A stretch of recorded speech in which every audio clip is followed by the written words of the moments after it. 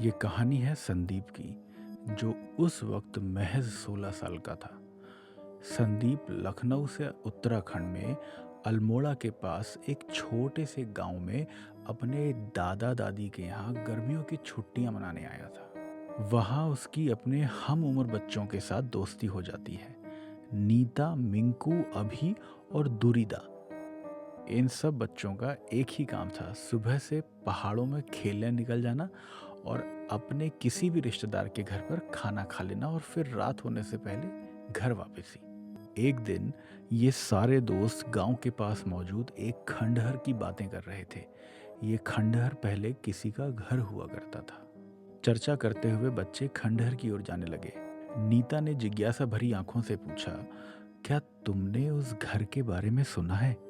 सब कहते हैं कि वहां एक औरत की आत्मा है। मिंकू ने हंसते हुए जवाब दिया, अरे ये सब बच्चों को डराने वाली कहानियां हैं, चलो देखते हैं, मजा आएगा। और सारे दोस्तों ने एक दूसरे को देखा। डर और उत्साह के बीच झूलते हुए अंत में संदीप ने कहा, चलो वहां छुपन छुपाई खेलते हैं, बहुत मजा आएगा। डर और मस्ती के साथ वो सब उस खंडहर के अंदर चले गए। घर के अंदर घुसते ही वातावरण अजीब सा बदल गया। हवा ठंडी लगने लगी और एक अजीब सन्नाटा चारों तरफ था।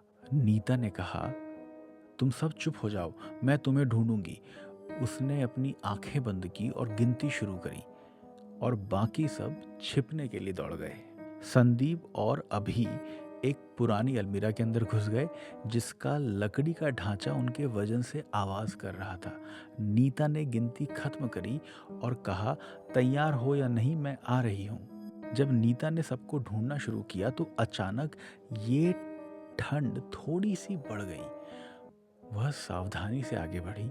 अचानक उसकी आंखें मिंकू पर पड़ी, जो एक पुरानी कुर्सी पर बैठा हुआ था और उसकी पीठ नीता की तरफ थी।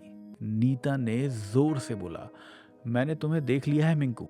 मिंकू ने धीरे से अपना सर घुमाया। उसकी आंखें अब चौड़ी और काफी डरावनी लग रही थीं और वो भारी आवाज में चिल्लाते हुए बोला, तूने नहीं, मैंने ढूंढा है तुझे, भाग जा यहां से नहीं तो मार डालूंगा। नीता हिचकिचाई और एक कदम पीछे हटाते हुए बोली, क्या? मिंकू ने तेजी से आगे बढ़कर नीता का हाथ कसकर पकड़ लिया। नीता जोर जोर से चिल्लाने लगी, रोने लगी। तभी संदीप बाहर निकला और चिल्लाते हुए बोला, मिंकू तू ठीक नहीं कर रहा है यार, क्या कर रहा है ये? आवाज सुनकर बाकी सब भी बाहर आ गए। मिंकू के चेहरे पर एक डरावनी मुस्कान थी, जो उसकी नहीं थी। उसकी आंखें पूरी सफेद हो गई थीं। सारे बच्चों की हंसी अब डर में बदल रही थी।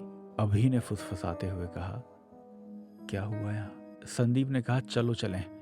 लेकिन इससे पहले कि वो हिल पाते, उन्होंने एक धीमी फुसफुसाहट सुनी।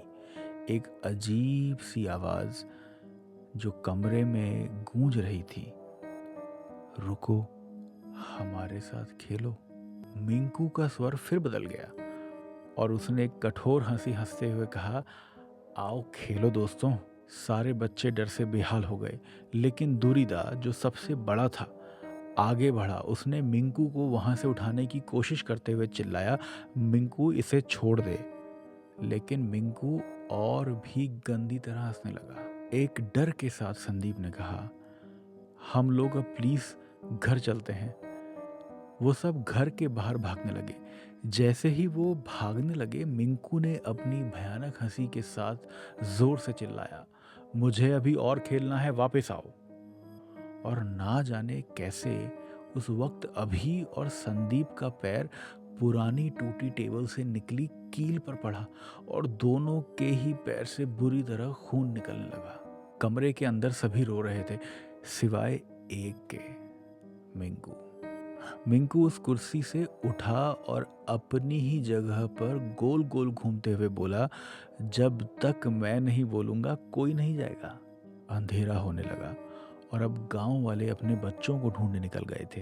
बच्चों के मिलने के बाद जब उन्होंने अपने बच्चों की हालत देखी तो वो बहुत परेशान हुए और थोड़ा डर भी गए। लेकिन जिसने उन्हें सबसे ज़्यादा डराया वो था मिंकू का दृश्य, जो कुर्सी पर बैठे हुए अपनी उंगलियों में कुछ गिन रहा था। खुद से बातें करते हुए बड़ी अजीब ढंग से मुस्कुरा रहा था। उन सभी गाँव वालों के साथ एक व्यक्ति आया हुआ था जो तंत्र मंत्र के लिए जाना जाता था। वो अपने अजीब कपड़ों और अस्वाभाविक आभा के लिए हमेशा चर्चा में रहता था।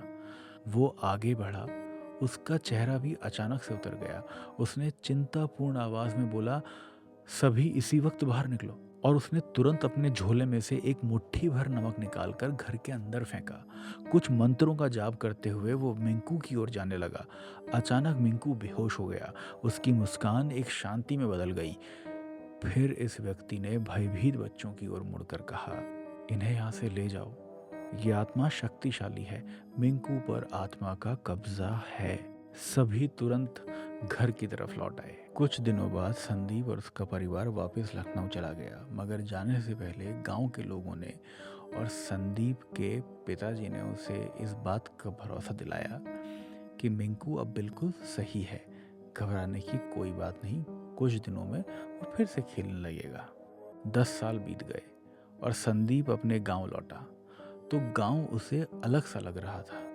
उसकी उत्सुकता धीरे धीरे चिंता में बदल गई। उसे खबरें पता पड़ी कि मिंकू कभी ठीक हुआ ही नहीं था। मिंकू उसे गांव में घूमते हुए मिला, आंखें अंदर धसी हुई, बाल बिखरे हुए, उसकी हंसी जैसे कुछ बोलना चाह रही हो। उसी समय मिंकू ने बड़बड़ाया, मैं अकेला नहीं हूँ। और फिर यहाँ वहाँ देखते हुए बोला, वो मेरे साथ हैं हमेशा ही। ये सुन के संदीप को रोना आ गया। मिंकू को अब लोग पागल बोलने लगे थे। संदीप गिल्ट के साथ वहीं खड़ा रहा। उसे एक सच का एहसास हुआ, कुछ दरवाजे एक बार खोले जाने पर कभी बंद नहीं हो सकते। संदीप और वो गांव हमेशा याद रखेगा मिंकू की वो हंसी जो चीखों में बदल गई, एक खंडहर जो मिंकू का पूरा बचपन निकल गया।